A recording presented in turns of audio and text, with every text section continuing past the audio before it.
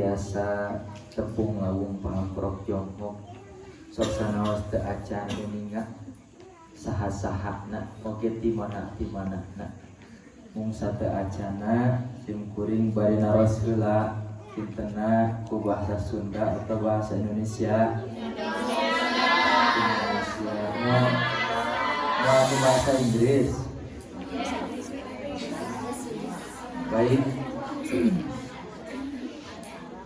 Pada malam ini saya mengemban tugas dari guru kita semua, dari ibu, bahwasannya pada hari kemarin katanya kalau istilah kita itu bedah buku. Jadi pada minggu-minggu yang kebelakang saya mengajukan sebuah buku yang berjudul Rangkuman Kitab Syarah Safinah dan Nailur Roja.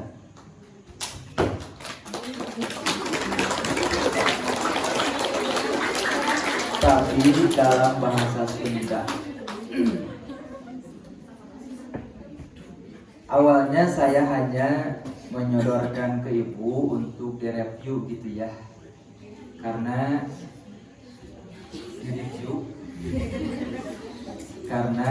ibu di sini saya anggap sebagai guru saya juga, meskipun saya belum pernah mondok di sini, tapi alhamdulillah sebagaimana tadi Pak Ustadz bilang, istri saya alhamdulillah alumni di sini. Dan alhamdulillah 5 tahun berjalan pernikahan, saya sudah memiliki 2 anak.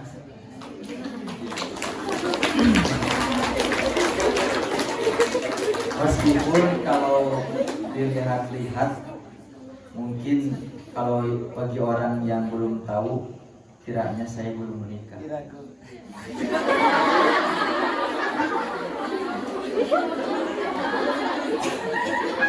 Jadi kita ngobrol biasa saja gitu ya, sharing aja begitu. Namun mohon maaf kepada Ustadz, ini sahib sekaligus guru saya juga. Beliau dalam bidang suara oke, mantap.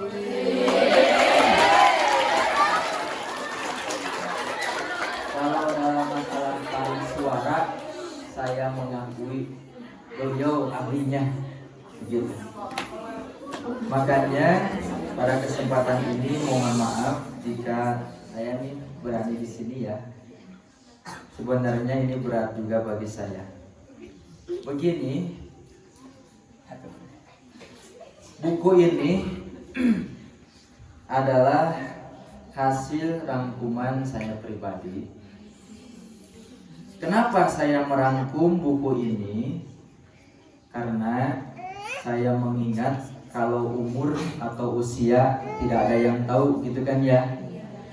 Sedangkan dalam salah satu keterangan bahwa di antara tanda orang yang akan bahagia itu adalah orang yang bisa memberi manfaat kepada orang lain.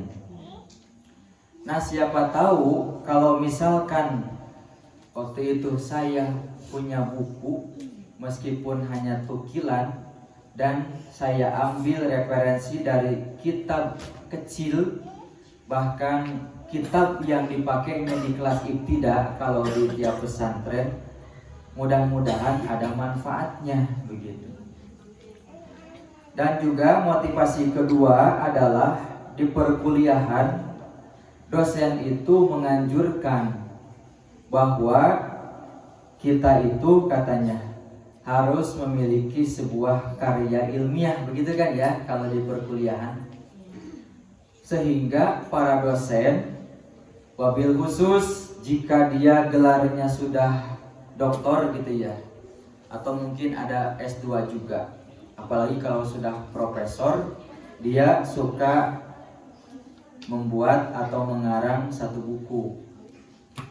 Nah, saya berpikir kok dosen juga bisa bahkan membuat satu buku yang memuat tentang agama, padahal dosen itu maaf tidak mondok, begitu kan? Berarti kalau begitu saya juga bisa dong.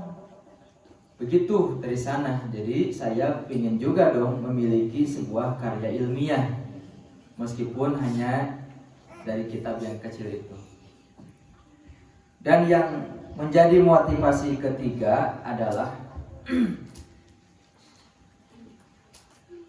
dulu sewaktu saya di pesantren, tepatnya di Nurul Hidayah Al-Khadijiyah yang berlokasi di Kampung Kayu Dampit. Sewaktu saya kelas Ibtida 2 atau 1B di sana, ketika mengaji kitab Safinah itu, saya merasa, belum paham waktu itu. Saya pengen paham, tapi agak susah rasanya, karena mungkin baru sebentar juga mondoknya, dan juga terbataslah pengetahuan. Akhirnya saya waktu itu terus mencoba untuk menggali Safinah ini dengan tengahnya. Sehingga ada satu kesempatan, ketika itu bulan Ramadan, diadakanlah pasaran kitab Safinah, yang pada kesempatan ini saya bawa kitabnya.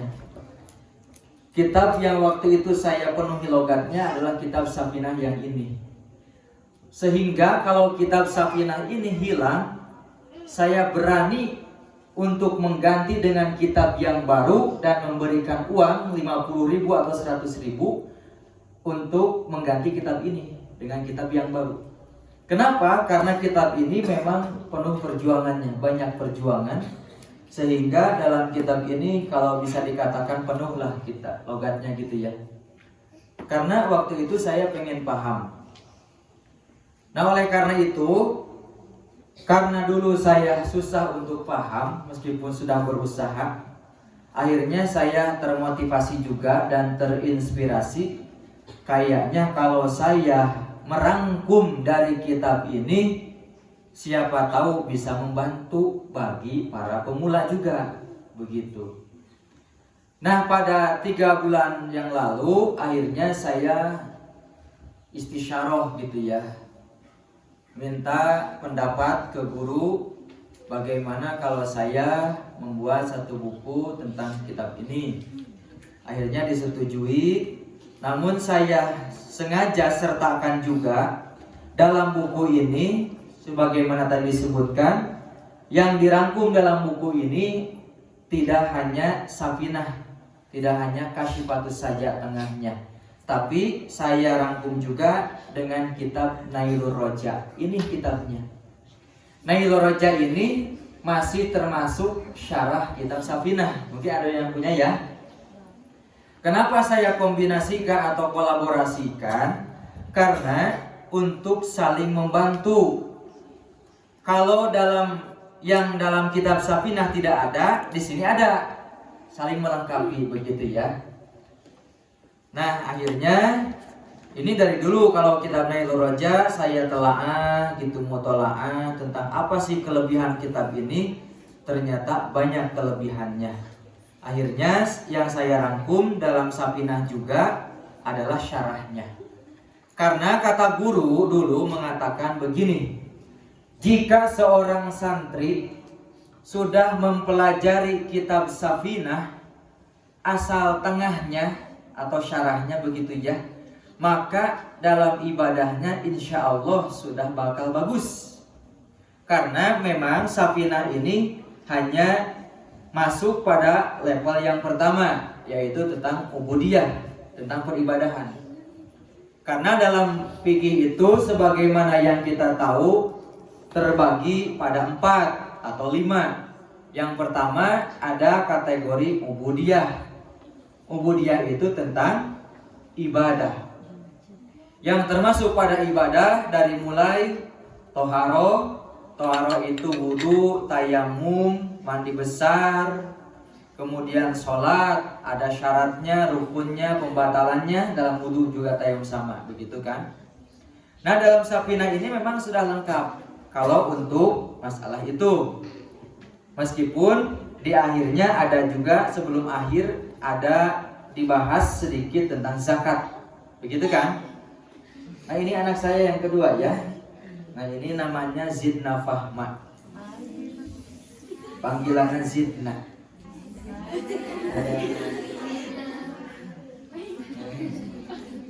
Sedangkan yang ke-1 itu namanya Muhammad Akyas Nawawi.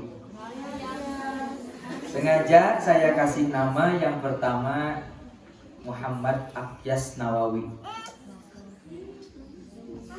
Kalau anjuran nama diawali dengan Muhammad itu sudah jelas ya dalam keterangannya. Kenapa Akyas? Karena dalam Akyas ada beberapa yang saya maksud. Dalam segi teks, Akyas itu artinya cerdas. Mudah-mudahan saja anak saya menjadi cerdas. Yang kedua ada Muhammad Nawawi itu, Nawawi. Dalam arti saya adalah seseorang yang mengidolakan Syekh Nawawi Al-Bantani Al-Jawi dan Imam Nawawi, karena beliau berdua ini adalah seorang ulama besar, ulama karismatik yang banyak karyanya. Nah, saya berharap begitu. Mudah-mudahan anak saya juga banyak karyanya, terutama bermanfaat bagi orang lain. Begitu. Sedangkan jadi dipanggilnya juga tidak dipotong. Kalau Akyas bagaimana coba potongnya? Gak bisa kan? Jadi Kias enggak. Akyas saja pokoknya begitu. Kalau yang kedua namanya Zidna Fahma, panggilannya Zidna, tidak jadi Ajid. Zidna itu mengandung doa juga. Kalau Zidna itu bisa dikatakan dari fi'il madhi, dari zada dikiaskan yang wuku pada mutakalim ma'al ghair, Zidna. Fahman begitu, karena waqaf akhirnya jadi fahma. Jadi kalau diambil dari fi'il madhi berarti Zidna, kami menambahkan pemahaman. Tapi itu yang dimaksudnya kepada Allah Subhanahu wa ta'ala. Jadi ilmu mu'adzam nafsuh atau mu'adzam nafsah, bukan mutakalim ma'al ghair. Atau bisa juga Zidna itu fi'il amar, zid dikias juga Zidna.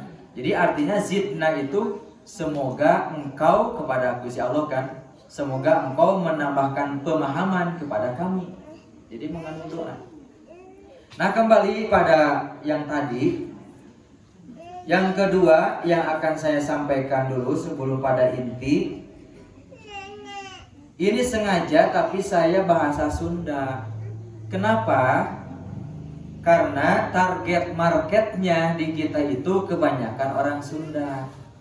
Kalau dalam bahasa Indonesia saya rasa sudah banyak di toko-toko. Begitu.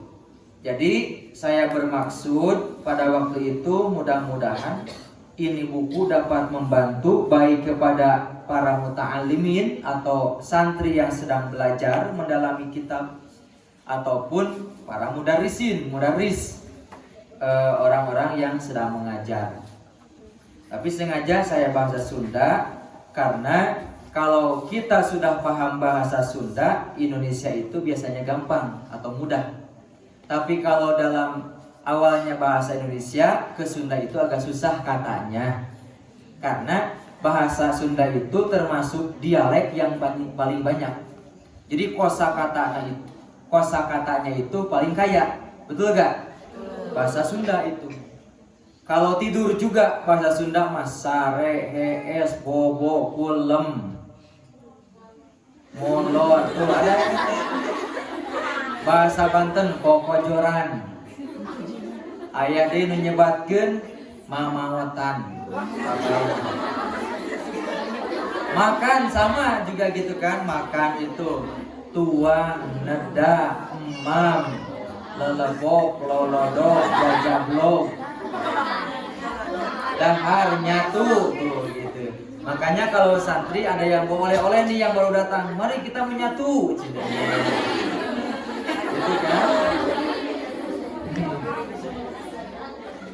Gak tahu kalau di sini apalagi santrian, saya percaya gak akan begitu. Nah, oleh karena itu saya mencoba memberanikan diri sebenarnya meskipun jauh dari kesempurnaan tentunya.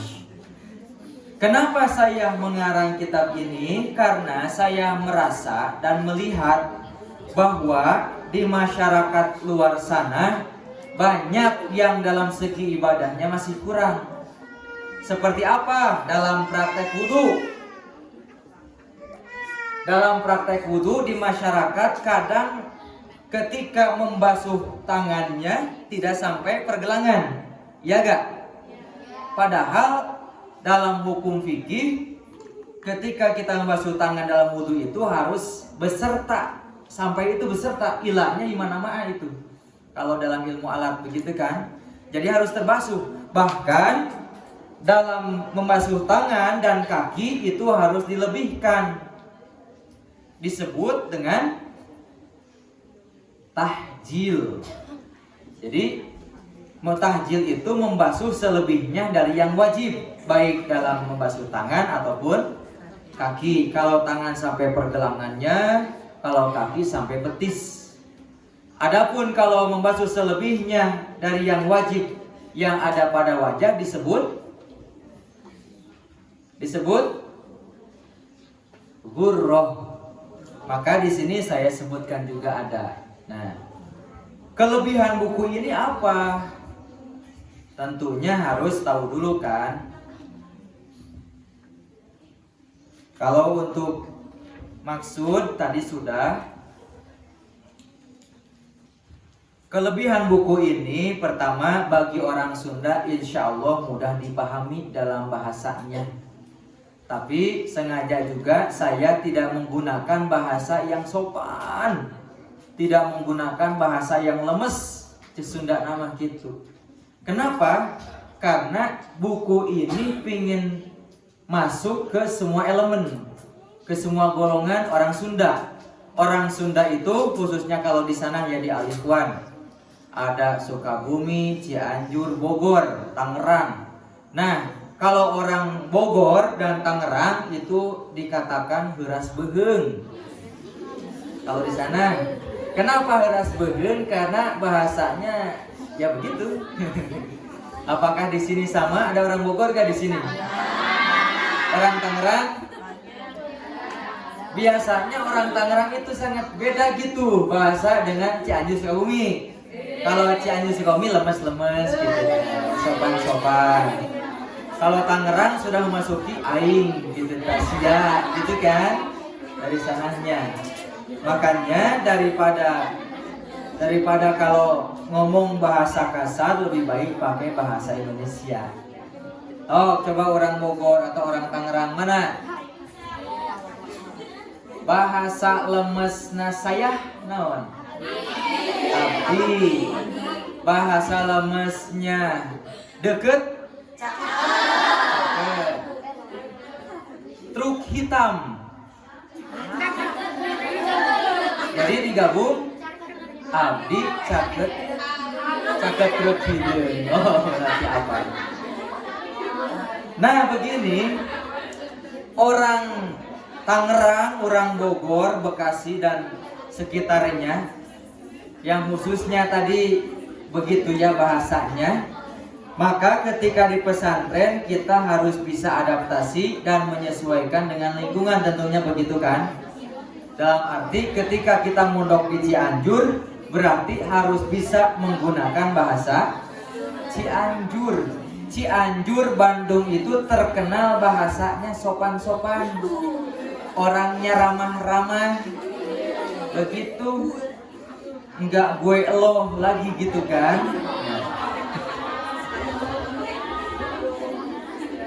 Baik, saya sebutkan dulu secara global ya. Kalau kalian sudah ada yang memiliki, mungkin bisa dibuka juga. Dalam buku ini ada yang tidak tertera dalam kitabnya. Ini tujuannya untuk membantu saja. Meskipun toh kitab atau buku ini 100% asalnya saya ambil dari dua kitab tadi, dari Kasyifatus Saja atau Syarah Safinah dan Nailur Roja. Tapi ada yang saya selipkan, karena kalau misalkan saya rangkum dari kitab-kitab yang lainnya juga tambahkan, mungkin buku ini tidak akan segini tebalnya, tidak akan seperti ini, jadi ketebalan gitu ya. Kadang ada orang yang membaca itu sebelumnya juga sudah tidak mau karena melihat bukunya tebal. Ada begitu kan? Aduh, boga cina urang mah, buku lagi kanel. Nah, makanya tidak begitu banyak yang saya cantumkan hal-hal yang memang penting. Tapi ada beberapa yang memang saya cantumkan. Di antaranya apa? Yang pertama tentang ukuran 2 marhalah. Dalam bab qasar, coba saya mau bertanya. 2 marhalah itu berapa kilometer? Berapa? Maka di sini saya cantumkan dalam halaman berapa ya?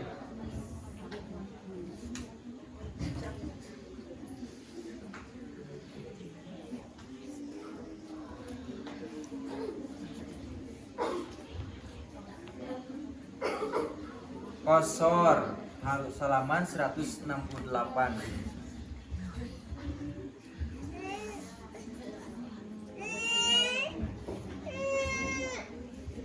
Dalam halaman 168 di sini saya catatkan bahwa ukuran 2 marhalah itu pertama sama dengan 4 pos atau 4 barit dalam bahasa kitab kan. Berapa satu barit itu? Yaitu 4 parsah. Berapa satu parsah itu? Adalah 1 mil. Jika kita rangkum kembali, maka ukuran 2 marhalah itu ada 4 pendapat. Yang pertama, menurut Syekh Al-Jurjani, menurut beliau kita bisa melaksanakan qasar sholat jika di perjalanan itu, jika jarak yang kita tempuh itu 89,40 km. Sampai mana itu jaraknya? Adapun menurut kaul kedua atau pendapat kedua, yaitu menurut Syekh Majid Al-Hamawi, ini agak kurang dari tadi, yaitu 82,5 km. Lumayan. Menurut pendapat ketiga, yaitu menurut Syekh Al-Qurdi, 2 marhalah itu 80,64 km. Nah, kalau menurut pendapat yang keempat, yaitu menurut Syekh Daib Al-Bugo, 81 km. Jadi jika kita sudah 81 km, perjalanan boleh untuk sholat di qasar. Nah, kemudian tambahan lagi ke bawah bahwa bagi orang yang bepergiannya itu ada unsur maksiat, maka tidak boleh melakukan qasar. Karena maksiat di sini terbagi 4 tuh. Ada yang dikatakan asin bis safar, yang kedua asin bis safar, yang ketiga asin bis safar bis safar. 3, maaf, ada 3. Yang pertama apa itu asin bis safar? Yaitu maksiat yang direncanakan sebelum berangkat. Jadi misalkan mau berangkat ke Tasik nih, mau mudik atau pulang kampung, atau biasanya jarah ya kalau santri ya, mau jarah. Tapi ini beda, tujuannya dari rumah juga atau dari pondok juga, saya bukan untuk jarah, tapi untuk mencari pacar atau untuk ketemuan dengan pacar. Maka meskipun sudah nyampe ke Tasik atau masih di jalan, tidak boleh untuk memuasat sholat, karena maksiat direncanakan dari awal. Yang kedua ada asin bis safar. Dari rumah memang niat dan tujuannya baik, tapi ketika di perjalanan ternyata ada yang menggoda atau yang mengganggu, akhirnya maksiatlah di jalan. Nah, itu dirinci lagi. Jika memang masih di perjalanan dia sempat untuk bertaubat, maka boleh untuk qasar. Jika terus aja maksiat, tidak boleh. Adapun yang ketiga asin bis safar bis safar. Pengertiannya begini, maksiat yang direncanakan Kemudian di perjalanan tiba-tiba berbalik arah niatnya menjadi tidak jadi. Nah begitu. Itu diantaranya. Yang pertama tentang jarak qasar. Yang kedua tentang dalam bab zakat. Bab zakat di sini halaman berapa?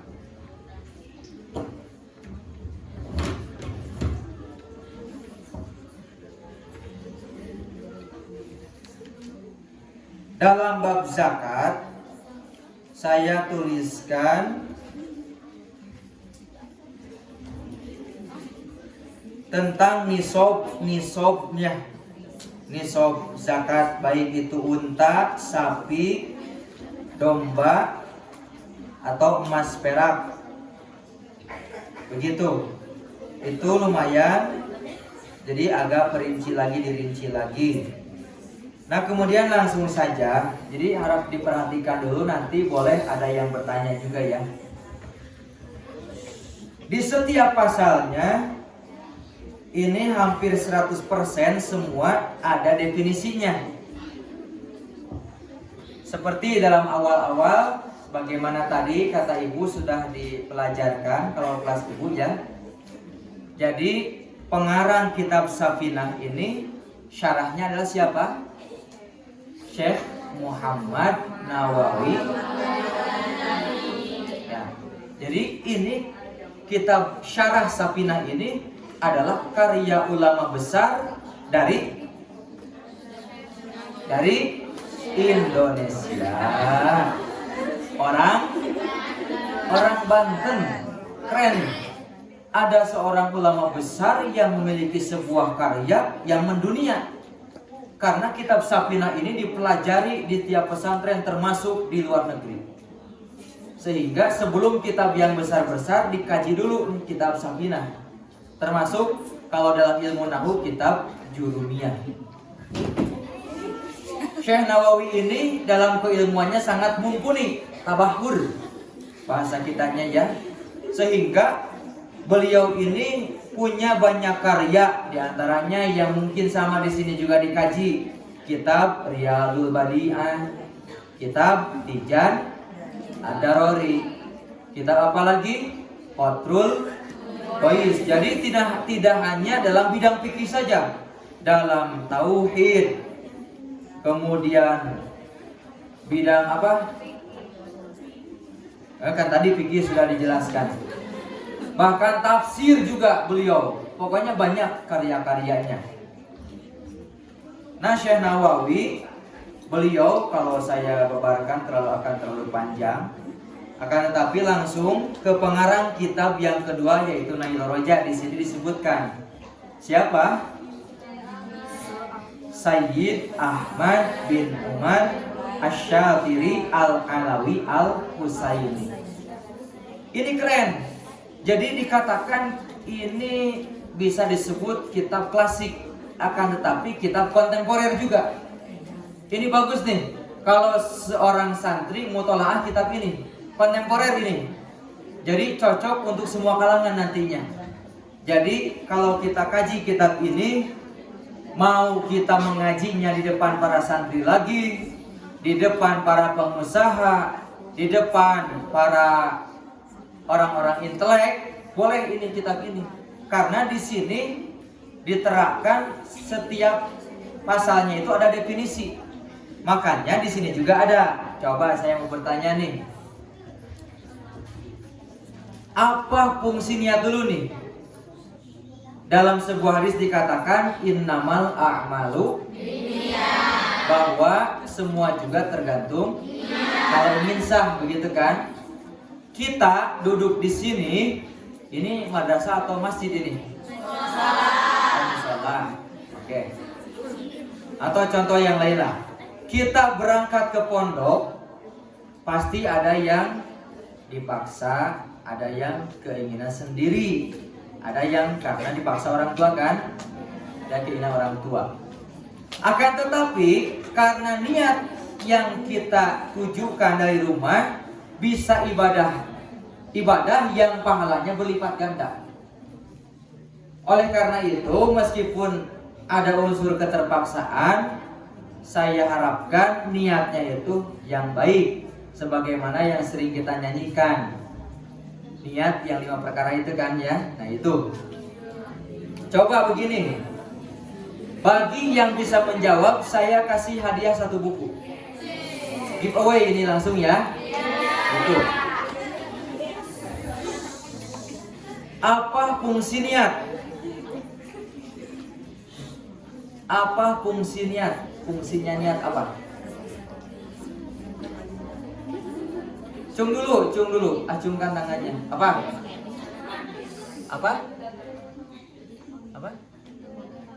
Menyemangati. Itu kalau dalam konteks yang umum berarti ya, untuk menyemangati. Maksudnya menyemangati apa ya? Jadi sebagai tujuan mungkin gitu ya. Ada lagi yang menjawab? Silahkan berdasarkan kitab Safinah sajalah tengahnya. Silahkan. Ada yang sudah pernah tamat syarahnya Safinah? Ada gak? Silakan acungkan tangan, jangan acungkan kaki. Ayo. Nanti dikasih 1 buku.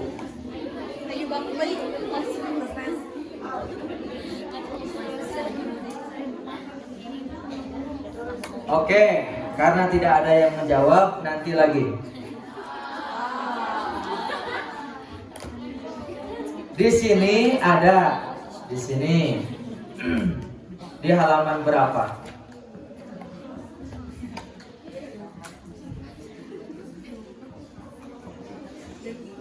Dalam halaman 64. Fungsinya ini ada dalam syarah Safinah sebenarnya. Wal maqsudu biha tamyizul ibadati anil adati. Katamyizil julusi lil i'tikafi an julusihi lil istiraha. Au tamyizul rutbatiha katamyizil ghuslil wajibi minal ghuslil mandub. Sekurang-kurangnya fungsi niat dalam Safinah ini ada 2. Yang pertama untuk membedakan mana aktivitas yang bukan ibadah dan aktivitas ibadah. Dicontohkannya seperti halnya kita duduk di dalam masjid. Jika duduk saja tanpa niat i'tikaf, maka itu duduk biasa saja. Bisa tidak ibadah. Tapi kalau kita duduk di masjid, nawaitu an a'takifa fi hadal masjidi lillahi ta'ala, atau niatnya nawaitul i'tikafa fi hadal masjid sunatan lillahi ta'ala dan sebagainya, maka duduk dalam masjid itu menjadi ibadah. Yang kedua untuk membedakan levelnya ibadah. Mandi contohnya di sini dicontohkan.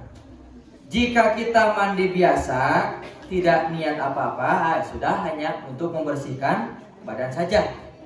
Tapi kalau misalkan ini seorang santriat mandi karena sudah terputus dari haid, sudah saat nama bahasa Indonesia, nah sudah berhenti dari haid, maka diniatkanlah bahwa niat junub, niat menghilangkan hadas dari haid, maka itu juga menjadi ibadah.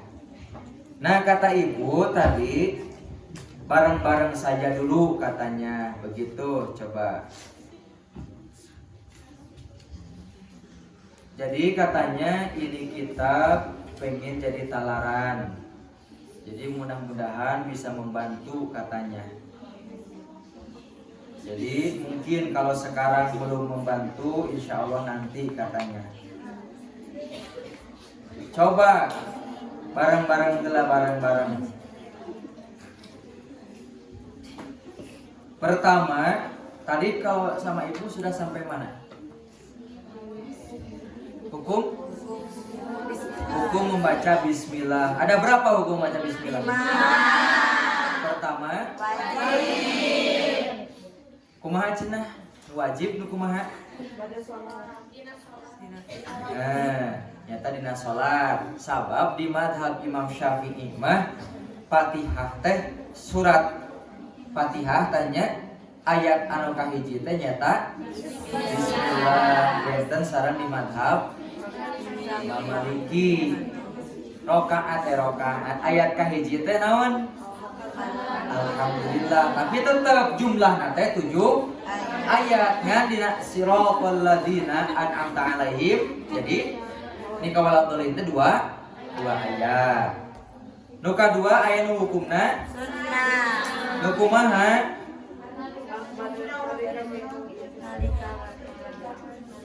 Sorry dieu mah nyaeta upami bade ngalaksanakeun sesuatu anu dianjurkeun ku syarat agama. Sapertos bade wudu, ngarang kitab, sareng sajabina mimbabi takrim. Anu ku urang teh dianggap eta teh aktivitas anu mulia, maka sunat diawali ku bismillah. Nu katilu hukumna nu kumaha? Sapertos bade naon? Mazina, mencuri, mabok. Nanti majudi, bobogohan, maju bismillah heula, gitu. Eta mah haram. Kaopat anu hukumna nu kumaha? Nyaeta upami dibacana bade milampah perkara anu makruh dina zatna. Sebab makruh teh kabagi dua, hiji makruh dati, dua makruh aridi. Ai makruh dati seperti naon urang bade ningali gagaduhan. Urang teh bismillah ditingali we. Tah, eta mah makruh. Nu kalima hukumna mubah bade naon seperti eta mah upami manakala bade minamel perkara anu dikengengkeun ku syarat. Sapertos urang bade minum. Sabab aya hukumna minum makan teh mubah. Teu nanaon santri ari kuat mah teu mangsa minggu oge. Ai teu matak jadi panyawat mah kitu tah. Mangga eta. Teras di dieu muqaddimah. Muqaddimah mah teu kedah rupinanya. Langsung di dieu nu kahiji qauluhu alhamdu. Alhamdu pengertianna aya dua. Aya disebutkeun lugawi, alhamdu lugawiyu, atau numutkeun lugat, atau numutkeun bahasa kerenna mah secara etimologi. Naon cenah? Oh bareng, sakali sawang kitanya. Jadi alhamdu menurut lugat mah as-sana'u bil kalami. Bareng. As-sana'u bil kalami alal jamilil ikhtiyari. Ma'a jihatit tabjili. Wat ta'zimi. Sawa'un kana fi muqabalati ni'matin amla hartosna muji ku cariosan atas kasaean tanpa aya paksaan sarta disarengan ku ngagungkeun naha dina raraga ngabandingan nikmat atanapi sanes. Jadi upami biasana urang mah kadang ai syukur teh lamun kengeng nikmat kakara cik urang teh alhamdulillah. Padahal sanaos urang teh teu kengeng nikmat ngadadak oge da tiap detik tiap saat ge urang teh aya dina nikmat ti Gusti Allah. Ari ngiceup nikmat teu nyaeta tanpa aya paksaan urang teh kedah langsung we teras bersyukur ka Gusti Allah. Aya nu kadua alhamdu istilahi atanapi numutkeun istilah atanapi pandangan agama menurut para ulama ahli fikih. Secara bahasa kerenna mah menurut terminologi. Sakali sewang deui nyaeta fi'lun yadullu ala ta'zimil mun'imi min haitsu kaunuhu mun'iman alal hamidi au ghairihi sawa'un kana dalika qaulan bil lisani au i'tiqadan bil jinani au amalan bil arkani hartosna adamelan anu nuduhkeun kana ngagungkeun dat Allah anu parantos masihan nikmat ka anjeunna urang atanapi kabatur nah aku ucapan tekadar atanapi ku anggota badan. Nah, gimana diulang-ulang senanya. Jadi kami tiasa ditalar. Ari alhamdulillah numutkeun istilah mah urang misalkeun ngucapkeun teh alhamdulillah sareng urang teh nah tulisan ku hate atanapi langsung secara realisasi ku anggota badan urang anu nunjukkeun bahwa urang teh rasa nah atas nikmat nu ka urang dipasikeun atanapi kabatur gitu. Ari urang asal bersyukur tara aya syukur naon pengertianana. Syukur adalah terima kasih, itu mah adalah simbol, bisa dikatakan simbol. Lamun urang tadi pasihan ku batur ya mangga masihan maka ceu urang teh terima kasih ya teh tanda syukur. Ceu urang Sunda nama kumaha hatur namun bahasa dina WhatsApp mah kumaha hatur thank you. Jadi bahasa Sunda serang bahasa Inggris aya disingkat aya nama hanupis hatur nuhun pisan gitu. Kemudian hamdun itu terbagi 4. Yang pertama ada hamdu qadimin di qadimin. Jadi mujina Allah ka Gusti Allah. Nah, contoh dina Al-Qur'an ni'mal maula wa ni'mal wasir. Nu kadua hamdu qadimin li hadithin. Mujina Allah ka makhluk. Contohna Al-Qur'an innahu ni'mal abdu innahu awwab. Ieu mah mujina Allah tah bahwa surga Gusti Allah hamba anu seueur baligna ka Gusti Allah ku getol ibadah mendekatkan diri maka termasuk hamba anu paling sae gitu tah. Nu katilu aya hamdu hadisin li qadimin hartasna mujina makhluk ka Gusti Allah eta paling seueurnya. Ketika pagi urang teh bisa bangun, urang teh maca doa naon?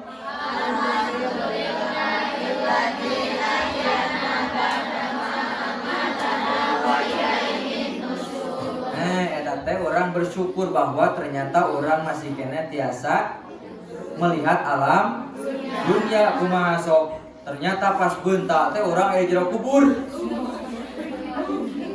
Urang teh alhamdulillah Gusti abi dipasihan kesempatan serang dipasihan umur kene atanapi ketika orang ka laut ningali gunung atanapi begitu indahnya. Alhamdulillah Gusti begitu indah ciptaanmu teh ningali matahari urang tiasa moyan kene. Nu kaopat mah hamdu hadisin li hadisin mujina makhluk eta paling seueurnya. Enak cina ieu buatan saha? Cina tah muji kan langsung Ih enak bener, keren ini biasaan masak meh, cinapan gitu kita.